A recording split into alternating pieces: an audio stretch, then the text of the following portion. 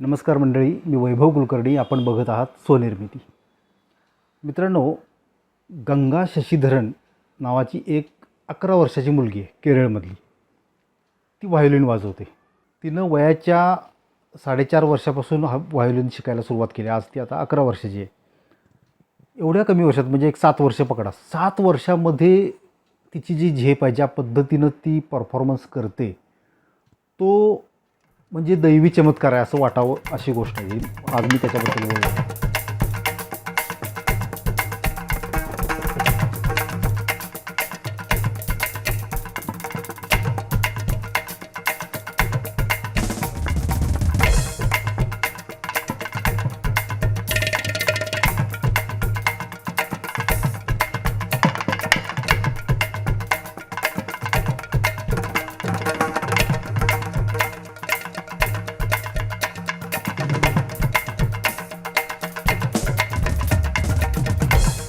लोक आयुष्य घालवतात व्हायोलिन किंवा कुठलेही वाद्य किंवा संगीत कला शिकायला किंवा त्याच्यामध्ये एक अधिकार प्राप्त करायला.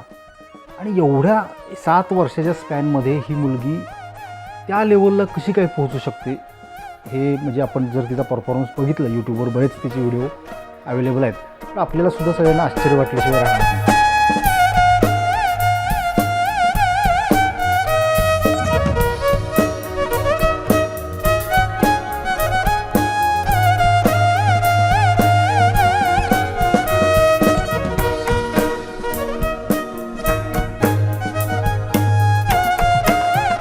साधारणपणे व्हायोलिन लावायला शिकणे, त्याच्या तांत्रिक बाबी शिकणे, मग ती व्हायोलिन वाजवायला शिकणे,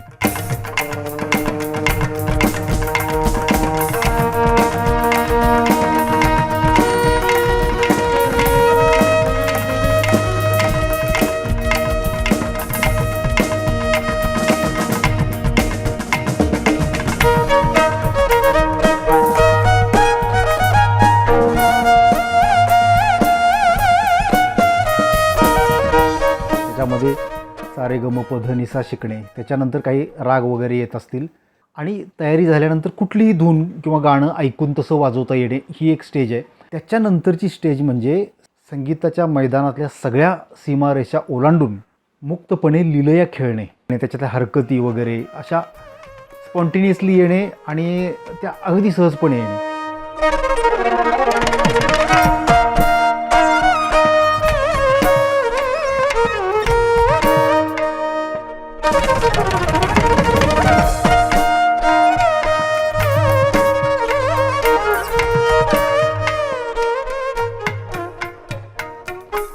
हे सगळं अचूकच असतं आणि कारण एक अधिकार प्राप्त झालेला असतो हे सगळं करायला किंवा नियम तोडायला, सीमारेषा चौकटी मोडून टाकायला आणि मुक्तपणे अभिव्यक्ती करायला एक अधिकार प्राप्त व्हायला लागतो. समजा उद्या शंकर येऊन तांडव करायला लागला तर आपण त्याला असं म्हणत नाही ना की बाबा अरे नाही ही स्टेप चुकली, ही अशी नाही आहे, असं आपण नाही म्हणू शकत ना. ती सुंदरच असणार. सत्यम शिवम सुंदरम. तर तशी ती गंगा शशीधरनची जी अभिव्यक्ती किंवा जो काही परफॉर्मन्स आहे तो आपल्याला त्या लेवलचा वाटतो की त्याच्यात आपण चुका काढू शकत नाही. कारण कलेमध्ये नियम असोत, व्याकरण असो, कायदे असोत, ह्या सगळ्या गोष्टी माणसासाठी असतात आणि ते पण शिकण्यासाठी की बेसिक गोष्टी तरी एक नियम माहिती पाहिजेत. त्याच्यामध्ये शिकून गेल्यानंतर तुम्ही मग कसरती करा. सामान्य माणसासाठी असतात असं म्हणायला काय हरकत नाही. देवासाठी जी असते ती मुक्त अभिव्यक्ती असते, त्याला कुठलाही नियम नसतो. आणि माणूस ज्या वेळेला त्या लेवलपर्यंत पोचतो, कुठल्याही कलेमध्ये असेल किंवा क्षेत्रामध्ये असेल, त्यावेळेला त्याला ती अधिकारवाणी प्राप्त होते.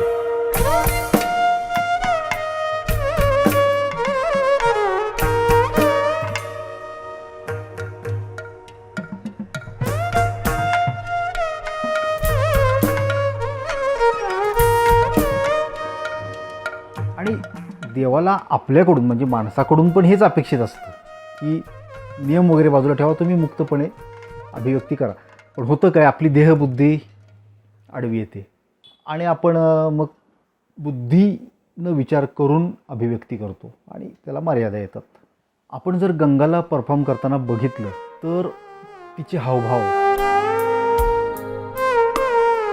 तिचे जे काही साथसंगत करणारे जे वादक आहेत त्यांच्याशी तिचा संवाद म्हणजे परफॉर्मन्स चालू असताना बरं का व्हायोलिन वाजवते आणि त्याच वेळेला ती इकडच्या कोणाशी तरी बोलते, तिकडच्या कोणाशी तरी बोलते म्हणजे कधीकधी डोळ्यांनी, कधीकधी एक्सप्रेशननी आणि गरज पडली तर शब्दांनी. ते तिचं सगळं चालू असतं.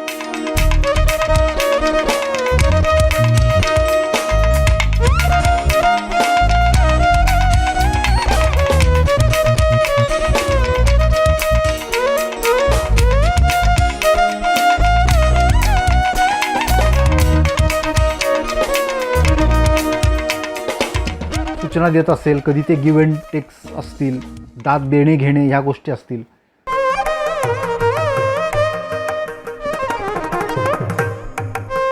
हसणं असेल, म्हणजे तिच्या 11 वर्ष वयाची मुलं ज्या पद्धतीनं खेळतात, कुठलाही खेळ खेळतात त्यावेळेला ज्या पद्धतीनं ते रिॲक्ट होतात ना, सेम तसं ती व्हायोलिन वाजवताना करत असते. म्हणजे आपल्याला असं नाही वाटत की अरे बिचारीवर कमी वयात एवढं अवघड वाद्य वाजवण्याची किंवा परफॉर्म करण्याची वेळ आली. नाही, ती ते एवढं एन्जॉय करते की कुठलंही लहान मूल कुठलाही खेळ खेळताना जेवढं एन्जॉय करत असेल त्याच्याहीपेक्षा जास्त ती व्हायोलिन वादन एन्जॉय करताना आपल्याला दिसते.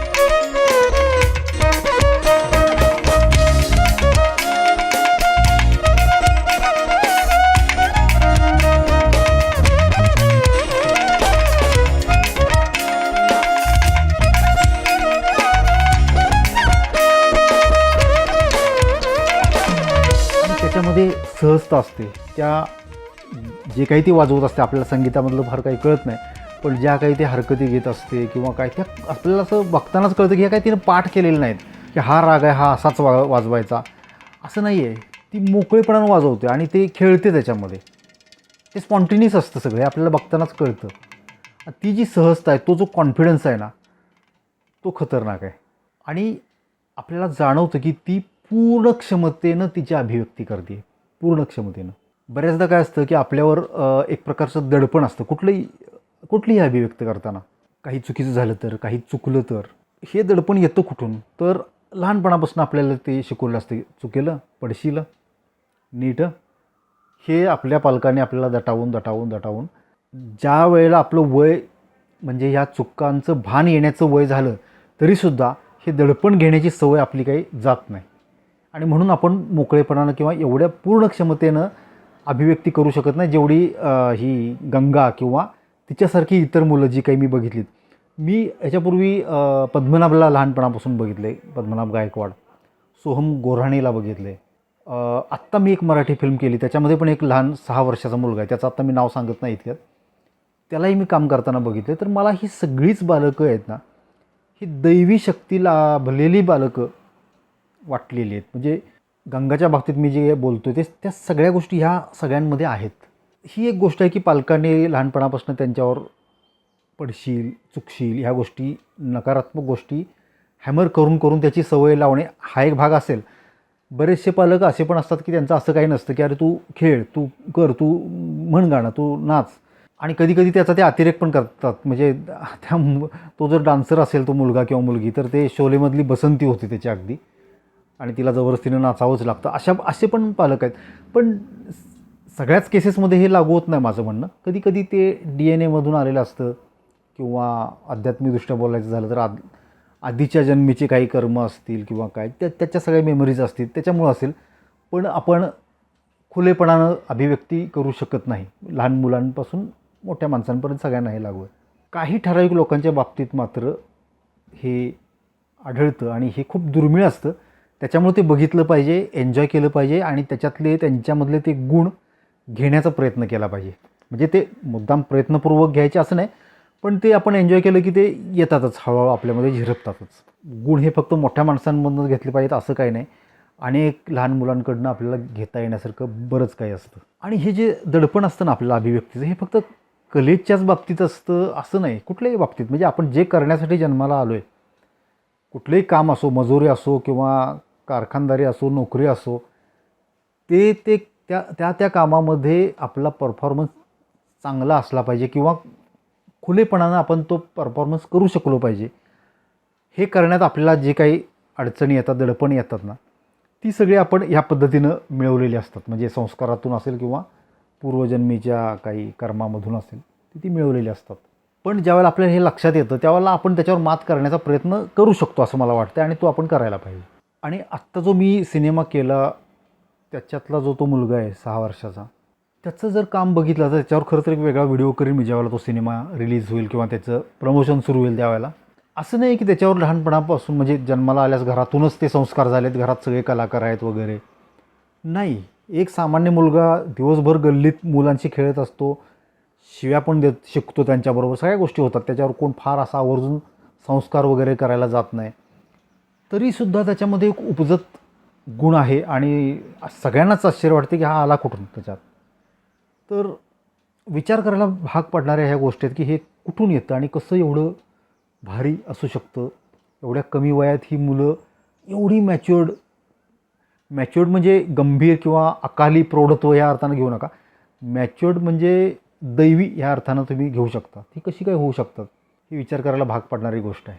गंगा हे सुद्धा असंच एक दैवी बालक वाटतं. म्हणजे तिच्याकडे बघितलं कीच असं आपल्यालासुद्धा ती ऊर्जा मिळते, पॉझिटिव्ह एनर्जी, प्रचंड पॉझिटिव्ह एनर्जी अशी ती फेकत असते असं आपल्याला बघितल्यावर जाणवतं. आणि जाणवतं याचा अर्थ ती मिळते आपल्याला कुठं ना कुठंतरी. जरी आपण यूट्यूबवर बघत असलो तरीसुद्धा ती आपल्याला ती मिळत असते.